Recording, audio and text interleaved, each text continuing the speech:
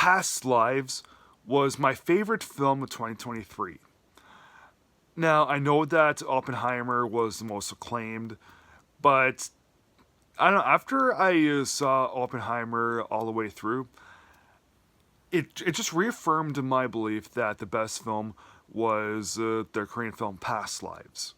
I remember seeing the Chicago Tribune's list for this. I really like the Chicago Tribune's film critic, and he pretty much called it this generation's Brief Encounter. I do love Brief Encounter. I think it's it's one of the all-time great romance films. But oddly enough, and I really must say this, I liked Past Lives more. Yes, both films are very, very similar to one another, but as much as I loved Brief Encounter, Past Lives is downright devastating. It is I do think it's the best romance film of the decade so far. It might go down as being one of my favorite films of the decade. And yeah, as of late, you haven't really got, like, Hollywood hasn't really been turning out a whole lot of emotional powerhouse films like they used to. And because this film isn't totally American, just goes to show that you have to look really, really elsewhere in the world to really get emotional powerhouse films like what we got like decades ago.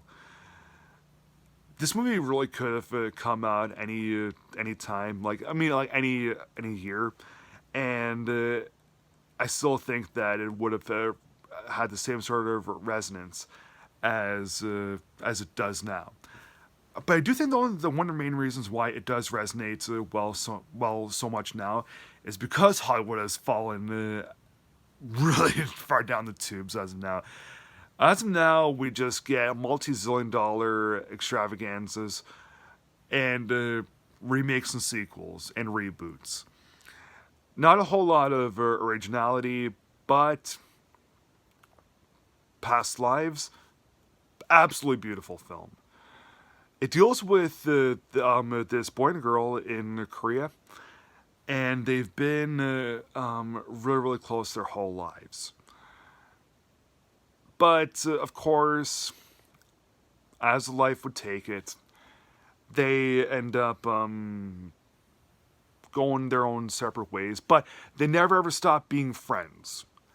Despite going their own separate ways, they really try to stay somehow connected. When the movie builds, when the movie keeps going, all we want one thing and one thing only, and that is for our two leads to tie the knot. We want absolutely nothing more than for the two of them to get married. But will they? Well, due to some unfortunate things that happen, we wonder, will they?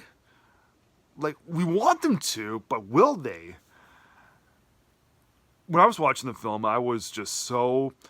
yes, I was in awe of what I was seeing. I was clutching myself because I was really wanting them to tie the knot and get married. But as the movie progresses, there's just a slimmer and slimmer chance of them actually doing so.